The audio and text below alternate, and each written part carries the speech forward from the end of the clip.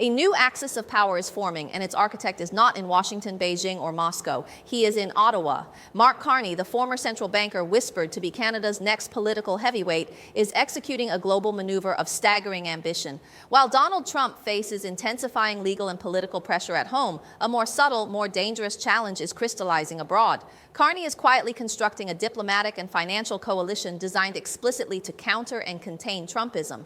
This is not about policy differences. This is a preemptive strike against a potential second Trump administration's promised chaos. The pressure on Trump is now bifocal: the relentless glare of domestic courts and the cool gathering shadow of international isolation. Carney's strategy leverages his unique stature in the world of global finance. As former governor of the Bank of England and the Bank of Canada, he commands a network of trust that transcends traditional diplomacy.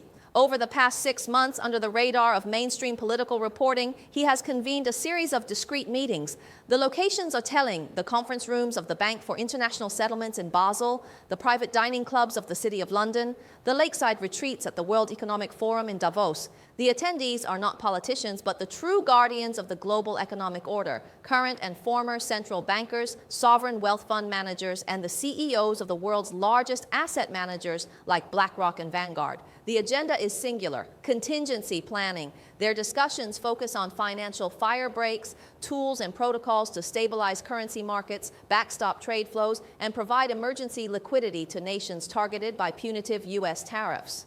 This coalition is preparing a financial shield. The goal is to inoculate the global economy against what they fear would be a second-term Trump agenda of rampant protectionism and transactional diplomacy that could shatter supply chains and ignite trade wars. This effort has a diplomatic twin. Carney has been acting as an unofficial envoy, shuttling between European capitals, Tokyo, and Seoul. His message is one of stability and rules-based continuity. He is urging partners to not wait for the outcome of the American election, but to actively build parallel structures now. This includes accelerating trade pacts that exclude the United States, such as the Comprehensive and Progressive Agreement for Trans-Pacific Partnership, and strengthening the financial messaging system SWIFT against potential U.S. politicization. The intelligence underpinning this move is profound.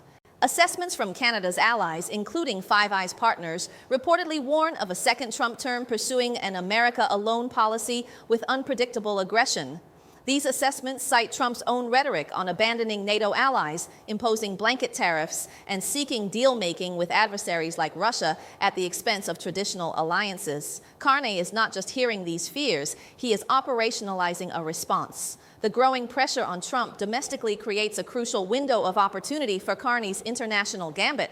As Trump is consumed by courtroom battles, political defections, and fundraising to cover legal penalties, his capacity to project coherent global power is diminished. His campaign's foreign policy lane is described by insiders as chaotic and understaffed. This vacuum of confident American leadership is the space Carney is filling.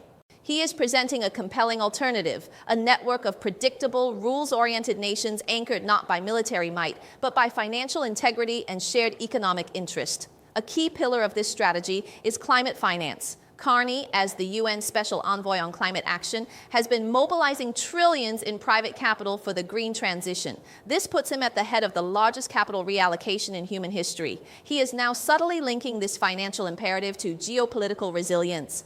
The message to European and Asian allies is clear: investing in a North American energy and critical minerals future means investing in Canada, a stable democracy, rather than being held hostage by a volatile United States. This directly undermines Trump's energy dominance narrative, reframing it as a source of political risk. The operational security of Carney's coalition is tight. Communications are conducted via secure channels, often using the existing trusted infrastructure of the central banking community. Meetings are labeled as technical discussions on financial stability, which, in a sense, they are. This provides plausible deniability and avoids the inflammatory label of an anti-Trump alliance. The substance, however, is unmistakably geopolitical. The coalition's first tangible test may come sooner than anyone thinks. Sources indicate that allied nations are preparing coordinated statements for the moment Trump secures the Republican nomination. These statements will not criticize Trump directly. Instead, they will publicly reaffirm unwavering commitment to international institutions, the rule of law in trade, and collective security, principles Trump has repeatedly scorned. This will be a diplomatic shot across the bow, signaling that the world is not waiting passively. The financial markets are already sensing this new calculus.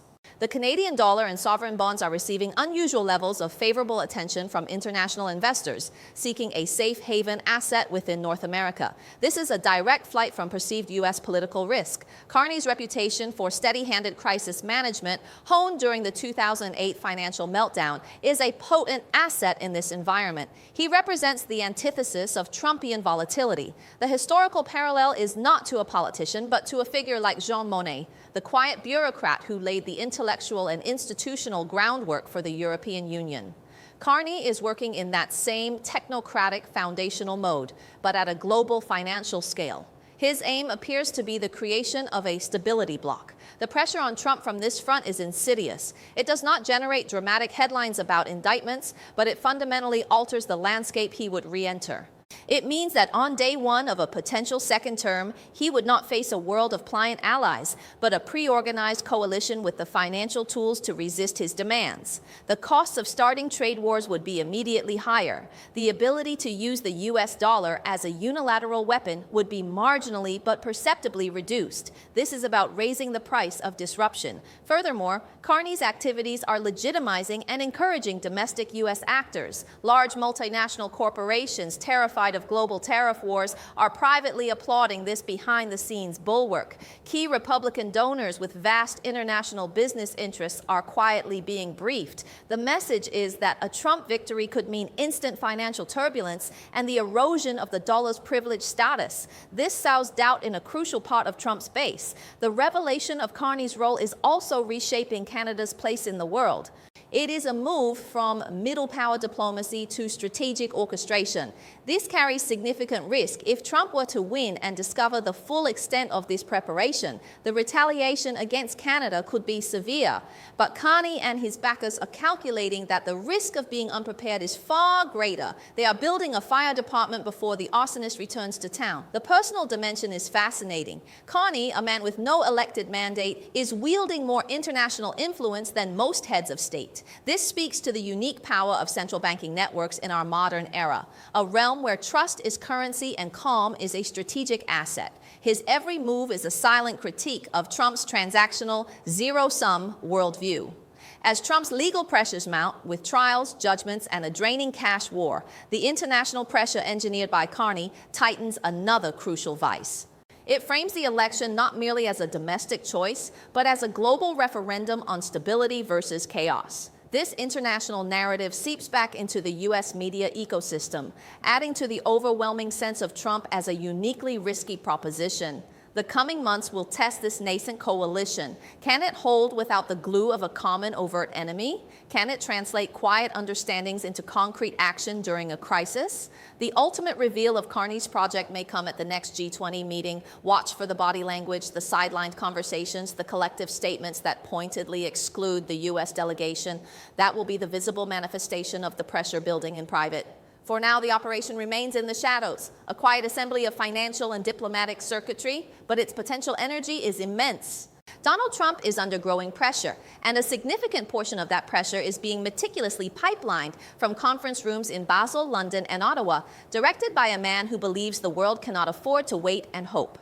It is the most sophisticated external check on American power ever conceived, and it is being built not by a rival empire, but by a network of those who fear what American power in the wrong hands might do next. The game is no longer just about winning an election. It is about building a world that can survive its outcome. This is the new great game, played not with tanks, but with treasury bonds, not with treaties, but with trust. And for the first time in a century, America may find itself on the outside, looking in at a circle it once led, now closed against its own potential leader.